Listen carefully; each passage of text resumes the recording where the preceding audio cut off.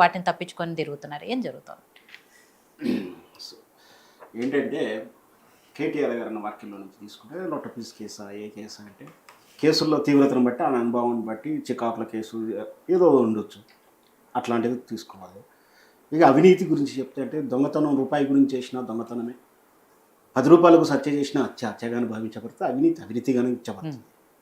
అయితే ఇది మొత్తం ఈ క్విడ్ ప్రో క్వో మీద జరుగుతున్నటువంటి విధానంలో మనం మాట్లాడుతుంటే న్యాయం ధర్మం వేరు కోర్టులో జరిగేది. న్యాయం జరుగుతుంది అంతే, ధర్మం జరగదు అక్కడ. అర్థమయ్యేలా చెప్పాలి అంటే ఒక ప్రామిసర్ నోటు కాలం చెల్లిందంటే నీకు డబ్బులు అక్కర్లేదు, కానీ అది ధర్మం కాదు, న్యాయం. న్యాయం అంతే. ఈ పీరియడికల్ వర్క్ మనం నెగోషియేట్ చేయగలిగితే న్యాయం జరుగుతుంది. ఇవ్వగలిగితే ఇవ్వాలి, ఇవ్వకూడాల్సి ఉంటుంది ఇవ్వలేదు, చెక్ బౌన్స్లో. ఇట్లాగే ఈ కేసులు క్విడ్ ప్రోలో కూడా ఇక్కడ కేటీఆర్ బీఆర్ఎస్ ప్రభుత్వం కానీ నిన్నటి కాళేశ్వరం కేసులో కానీ అదంతా కూడా న్యాయపరంగా చూస్తే ఒక రకంగా ఉంటుంది, ధర్మం ప్రకారం చూస్తే ఒక రకంగా ఉంటుంది. ఇక్కడ ఏంటంటే అవినీతి జరిగిందా జరగలేదా, ఎంతవరకు జరిగింది, దాంట్లో ఎంతవరకు బాధ్యులు అంటే ఇదే సేమ్. ఎంతకన్నా ఘోరంగా, ఇంతకన్నా తీవ్రంగా, ఇంతకన్నా అనైతికంగా జరిగిన చాలా ఉన్నాయి.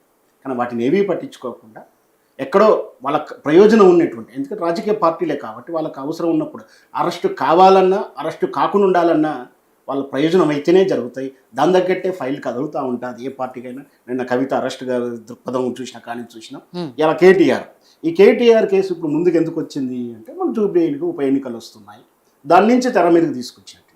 వాస్తవానికైతే నాకున్నటువంటి మొత్తం కూడా పరిశీలనలో ఇది అరెస్ట్ దాకా పోదేమోనే నాకు అంచనా ఉంది. కేవలం ప్రాపగండం చేయడానికో ప్రొవోక్ చేయడానికి ఈ అరెస్టులు, ఎంక్వైరీలు, విచారణలు జరుగుతాయి. మరి చెప్పలేవు, నేనేమో దేవుణ్ణి కాదు భగవంతుని కాదు కదా. అరెస్ట్ కూడా అవుతుండవచ్చు, అయితే జరగundొచ్చు, జరగదనేం లేదు. ఎందుకంటే మనకున్న చట్టాల్లో ఉన్నట్టు విధానం అంటే మనం సర్కమ్స్టెన్స్ చూపించగలిగితే కేసు అవుతుంది, కేసు నుంచి రిమాండ్ అవుతుంది, రిమాండ్ తర్వాత విచారణ ఉంటుంది, విచారణ తర్వాత ట్రయల్ ఉంటుంది, శిక్ష. నిన్న మొన్న సైబర్ కేసులో కూడా చూసాం. ఊరికైనా మీకు సైబర్ కేసులో పెట్టడం గైడ్ లైన్ చూసుకుని అంటే ఆ గ్రౌండ్స్ అలా ఉన్నాయి కాబట్టి పెడుతున్నారు, పెట్టకముందే మీరు జడ్జిమెంట్ చూసి రావాల్సింది. కానీ ఇట్లాంటి కేసుల్లో లేదు. సరే, ఏదైనా రాజకీయ కేసు ఇది. ఇక్కడ ఏంటంటే రేవంత్ రెడ్డి గారు చాలా రాజకీయంగా కూడా కేసీఆర్ ఎంత తలపండిడు, మోడీ గారు ఎంతో అంత ఈక్వల్గా సమకాలీకంలో బాగానే ఉన్నాడు.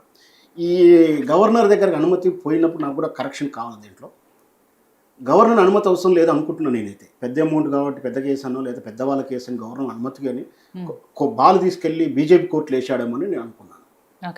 అనుమతి ఇస్తేనేమో ఒక రకంగా, అనుమతి ఇవ్వకుంటే బీజేపీని వీళ్ళిద్దరు ఒకటని చెప్పడానికి వాళ్ళని ఇబ్బంది పెడతానికి అని అనుకుంటున్నాను నేనైతే.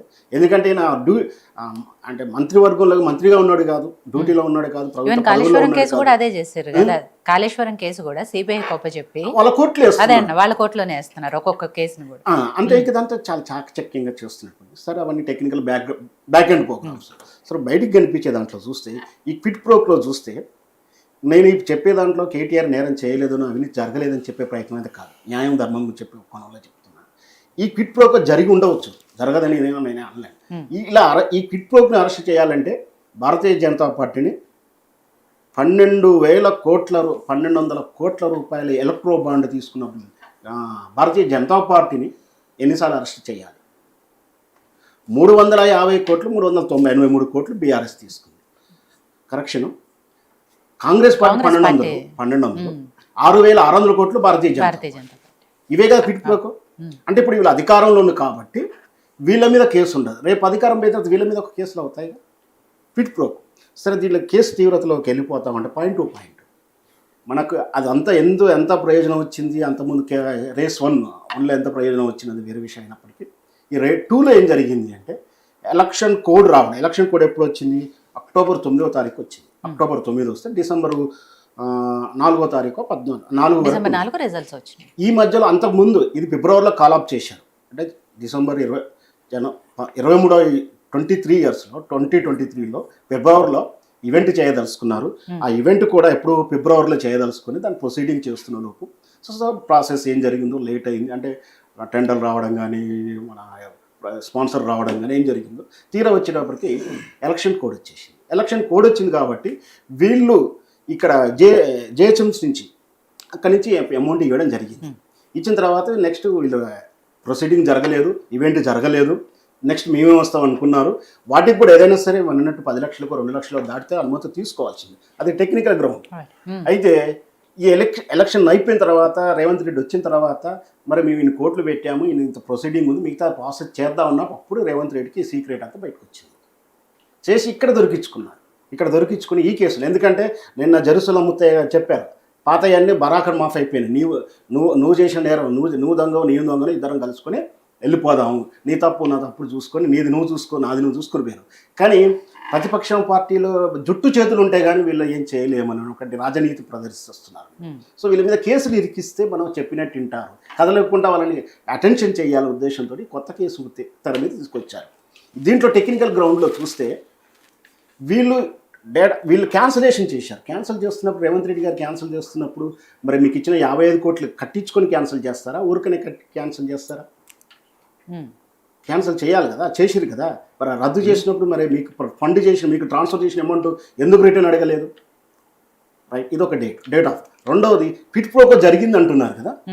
కాదు సార్, 55 కోట్లకు ఈవెంట్ జరిగింది, నెక్స్ట్ ఈవెంట్ క్యాన్సిల్ జరిగింది కదా, జరిగిన తర్వాత నెక్స్ట్ రోజు ఉంటే ఆగిపోయింది కదా. 55 crores కి ఈవెంట్ జరిగింది, రెండోసారి ఈవెంట్ జరిగింది కదా, జరిగింది కాబట్టి 55 కోట్లు మనం రిటర్న్ అడగలేము. థర్డ్ ఈవెంట్ ను మనం జరగకుండానే ఆపేసినాం. సో సెకండ్ ఆర్ థర్డ్ ఈ ఇష్యూని ఏదైతే అడ్వాన్స్ తీసుకున్నావు, first or second third event ఏదైనా సరే, ఇప్పుడు 55 కోట్లు ఏదైతే ఇష్యూలో ఉన్న అమౌంట్ ఉందో అది అగ్రిమెంట్ అయితే క్యాన్సిల్ చేసేదిగా.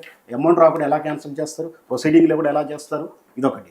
మరి వీళ్ళు క్యాన్సిల్ చేసే టైంకు మేమే డబ్బులు రిటర్న్ ఇస్తామని చెప్పి వీళ్ళు ఏదైతే గ్రీన్ కాయిన్ కంపెనీ అనుకుంటా ప్రొసీడింగ్ కూడా చేశారు, మేము రిటర్న్ ఇస్తామని. ఇక్కడ రిటర్న్ తీసుకోకుండా క్యాన్సిల్ చేశారు. ఇది ఇప్పుడు లీగల్లో వాడు రేపు పొద్దున్న కోర్టు ట్రయల్లో నిరూపించబోతారు. అంటే ఇక్కడ అదే డెప్త్కి వెళ్తామంటూ ఉంటుంది. అయితే ఇక్కడ కిట్ ప్రోకో ఏదైతే ఈ ఎలక్ట్రో బ్రాండ్ కొన్నారు కదా, ఎలక్ట్రో బ్రాండ్ వీళ్ళు ఒక్కరికి కొనలేదు, చాలా పార్టీలకు కొన్నారు, ఇదే కాంగ్రెస్ పార్టీ కూడా ఇచ్చారు. మరి అదే పార్టీ ఏదైతే ఈ అవినీతి చేశారని చెప్తున్నారు కదా ఈ కంపెనీ, గ్రీన్ కంపెనీ, ఆ తర్వాత ఈ పోలీస్ కంట్రోల్ రూమా, పోలీసు విజిలెన్స్ బిల్డింగ్ వాళ్ళ చేతుల్లో వాళ్ళ ప్రమేయంతో ఓపెనింగ్ చేశారు. అంటే వాళ్ళు బ్లాక్ లిస్ట్ ఉండాల్సి వస్తే వాళ్ళతో రిలేషన్స్ వెళ్ళిపోతూ ఉన్నాయి. అంటే ఇక్కడ నేరం చేసినప్పుడు, అంటే ఇంకో భాషలో చెప్పాలంటే వ్యభిచారం రైడ్ జరిగినప్పుడు వీటిలోనూ వదిలేస్తారు. స్త్రీలు ఆకలి కోసం అనుమతించి ఆకలి కోసం వ్యభిచారం చేసిన వాళ్ళు అరెస్ట్ చేసినట్టుగానే ఇక్కడ డబ్బులు ఇచ్చినోడు డబ్బులు తిన్నోడు వీళ్ళంతా కూడా వదిలేసి కేవలం అక్కడ ఉన్నటువంటి కేటీఆర్ మాత్రం కేసు పెడతా అంటే న్యాయం కాదు. ఇప్పుడు ఈ విక్టిమ్ ఎవరైతే డబ్బుల ప్రమేయం ఉన్న ఈ గ్రీన్ కోకం బ్లాక్ లిస్ట్లో ఎందుకు పెట్టలేదు, వాళ్ళ డబ్బులు ఎందుకు రిటర్న్ చేయలేదు, వాళ్ళది నెక్స్ట్ కాంట్రాక్ట్లు ఎందుకు నడుస్తూ ఉన్నాయి, వాళ్ళు ఎందుకు ఎలక్ట్రో బాండ్ వాళ్ళ చేతులు కూడా ఎందుకు తీసుకున్నారు, ఈ రిలేషన్స్ అన్నీ కూడా రేపు కోర్టు గ్రౌండ్లో రావా? అంటే ఈ కేసు నిలబడేది కాదు, జస్ట్ పొలిటికల్ స్టెంట్ కోసం వాడుకుంటున్నారు, ప్రజలు ఉపయోగపడేది కాదు. ఏదైతే ఈ రిటర్న్ ప్రజలకే ఉపయోగపడాలంటే 55 కోట్లు వచ్చిన తర్వాత మీరు డబ్బులు కడితే మీరు క్యాన్సిలేషన్ చేస్తామనాలా? ప్రజల డబ్బులు రిటర్న్ తీసుకురావాలంటే చేయాల్సిన పని అది కదా. అది చేయకుండా ఇలా చేయడం అంటే ఎవరి కోసం ఇవన్నీ? రాజకీయ లబ్ధి కోసమే. ఈ రాజకీయ లబ్ధి కోసం ఈ కేసుల గురించి డైవర్షన్ రాజకీయాలు నడుస్తున్నాయి. సో రాజనాయక్ గారు, ఇక్కడ ఒక కేటీఆర్ గారు అంటున్నట్టు నిజంగానే ఇది ఒక చిన్న కేసు, లేకపోతే దీని అంతా కన్సిడర్ చేయాల్సిన, ఓకే రాజుగారు లైన్లో లేరంట. సో కార్తిక్ గారు మీరు చెప్పండి, ఇప్పటివరకు మనకి శ్రవణ్ గారు చెప్పినట్టు నిజంగా అదే జరిగితే ఎందుకు అది క్యాన్సిల్ చేసుకోలేదు, రిటర్న్ రాకుండా అదే అండి రిటర్న్ రాకుండానే ఎట్లా దాన్ని రద్దు చేసుకున్నారు అనేది ఒకటి. సో అల్లే సరే వాళ్ళు చిన్న కేసు అన్నారా పెద్ద కేసు అన్నారా, నిజంగా అవినీతి జరిగిందా, రేపు ఎంక్వైరీలో ఎట్లాగో బయటపడుతుంది. ప్రజల సొమ్ముని రక్షించబడాలి అంటే ముందు చేయాల్సిన పని అది కదా. అదే అంటే అయితే మేడం ఇప్పుడు నాకు అర్థం కాలేదు, అంటే 55 కోట్లకు ఈవెంట్ జరిగింది ఏమంటున్నా, 55 కోట్లు ట్రాన్సాక్షన్ ఏదైతే జరిగిందో దానిపైన ఈవెంట్ జరిగింది అయిపోయింది, జరిగితే అవినీతి అవుతుంది అది చెప్తా సార్. అయితే ఇప్పుడు మళ్ళీ తర్వాత జరగాల్సిన ఈవెంట్ కోసము వాళ్ళు ప్రభుత్వం దగ్గరికి వచ్చినప్పుడు లెక్కలన్నీ తీస్తే అప్పుడు విషయాలు బయటకు వచ్చినాయి, దానివల్ల అది క్యాన్సిల్ అయ్యింది, అక్కడ ట్రాన్సాక్షన్ లేదు. ఇంకా నీకు అమౌంట్ ఇచ్చారు, పని జరిగింది, నీకు బిట్కో అంటే జరగాల్సిన అమౌంట్ కన్నా ఎక్కువ ఇచ్చారా, లేదా ప్రాపర్ కండిషన్? ఇప్పుడు దీంట్లో నేను అదే చెప్తాను, ఇది ప్రశ్న. అంటే స్కాము నాణ్యత, కాళేశ్వరం విషయంగా ఆర్థిక స్కామ్ వేరు, నాణ్యత లోపం వేరు, ఇక్కడ కూడా ప్రొసీడింగ్స్ వేరు. ఇక్కడ కూడా ప్రొసీడింగ్ అంటే మనం రూల్స్ జనరల్గా ఏముందంటే మనం ఊరేలా ఒక 2 రోజులు అనుమతి అని సెలవు తీసుకుని వెళ్ళాము, మళ్ళీ ఇంకోటి కూడా ఎక్స్టెన్షన్ చేసుకోవాలంటే అనుమతి ఉండాలి. కానీ 5 రోజులకు 6 రోజులకు వచ్చేసి నాకు మిగతా 3 రోజులు సెలవులు శాంక్షన్ చేయడం అంటే ఎవర్డ్ ఆఫ్ రూల్ అయింది అంతే. ఎవర్డ్ ఆఫ్ రూల్ వేరు, డబ్బుల స్కామ్ వేరు, దుర్వినియోగం వేరు. ఇంకా చేయాలంటే వాస్తవానికి అయితే కేసీఆర్ కానీ బీఆర్ఎస్ పాలన చేయాల్సిన స్కామ్లు చాలా ఉన్నాయి. ఏంటంటే ఇసుక దందాలు జరిగినటువంటి గోల్మాల్లు ఉన్నాయి, అదేంటి ధరణ మీద ఆరోపణలు ఉన్నాయి, ఇంకా గొర్రెల పథకం మీద ఉంది. వీటిని ఏవి కాకుండా ఇక్కడ ఎందుకు తీసుకున్నారంటే డ్రామా ప్లే చేయడానికి. ఇదే సార్ పట్టుకున్న ప్రతిదాన్ని అదెందుకు రాజనాయక్ గారు లైన్లోకి వచ్చారు తనతో గ్రౌండ్ ఉన్న దాంట్లో వదిలేసి గ్రౌండ్ లేదంటే ఎందుకు రైట్. వెతుకుతున్నారు? రాజనాయక్ గారు, ఇది కేటీఆర్ గారు అన్నట్టు నిజంగా ఏదో చిన్న కేసు, దీన్ని అసలు కన్సిడర్ చేయాల్సిన అవసరమే లేదు అనుకున్నప్పుడు ఎందుకు న్యాయ నిపుణులతో మేధావులతో దీని గురించి పెద్దగా చర్చిస్తున్నారు, ఎందుకు దీని గురించి మాట్లాడుతున్నారు, భయపడుతున్నారు అని ఇందాక ప్రేమ్ గాంధీ గారు అడుగుతారు. ప్రేమ్ గాంధీ గారు పోయి చూసిరా అది